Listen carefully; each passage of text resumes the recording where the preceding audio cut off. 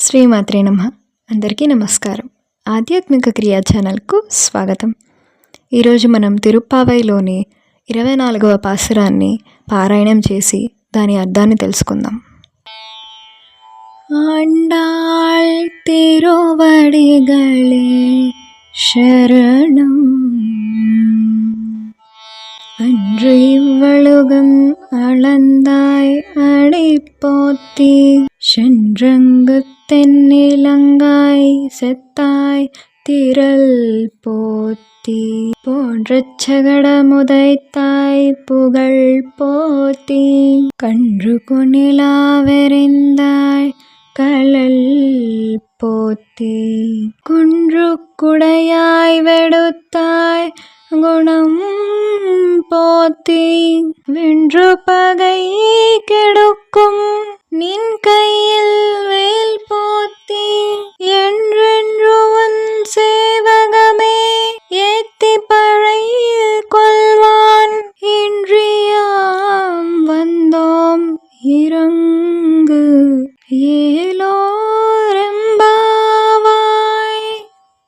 అలనాడు బలి వలన దుఃఖితులైన దేవతలను రక్షించుటకు త్రివిక్రముడవై 3 లోకాలను కొలిచిన వామనుడా, నీ 2 పాదములకు మంగళం. సీతమ్మను అపహరించిన దుష్టుడగు రావణుని లంకను గెలిచిన ఓ శ్రీరామ, నీ ధీరతకు మంగళం.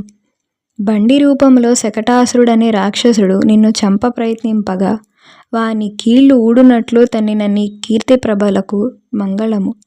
దూడ రూపమున చంపవచ్చిన వత్సాసురుడనే రాక్షసుణ్ణి, వెలగ చెట్టుగా దారికి ప్రక్క నిలిచిన కాపితాసురుడనే రాక్షసుణ్ణి ఒక్కసారిగా సంహరించిన నీ వంచిన పాదమునకు మంగళము.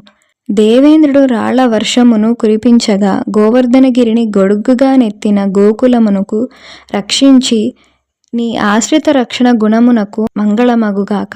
శత్రువులను చీల్చి చెండాడు నట్టి నీ చేతి చక్రమునకు మంగళము. ఇట్లు నీ వీరగాథలన్నిటినో నోరారా స్తుతించును. నీ నుండి మా నోమునకు కావలసిన పరికరములను పొందుటకై మేము నేడు ఇచ్చటకు వచ్చి ఉన్నాము. కావున మా యందు దయచేసి వానిని కృపతో ప్రసాదింపుము అని గోపికలందరూ స్వామిని వేడుకున్నారు. ఇలా మనం 24వ పాసురాన్ని పారాయణం చేసి దాని అర్థాన్ని తెలుసుకున్నాం కదా. రేపు 25వ పాసురాన్ని పారాయణం చేసి దాని అర్థాన్ని తెలుసుకోవడానికి మన ఆధ్యాత్మిక క్రియా ఛానల్ను సబ్స్క్రైబ్ చేసుకోండి. నచ్చితే లైక్ చేయండి, షేర్ చేయండి. స్వస్తి.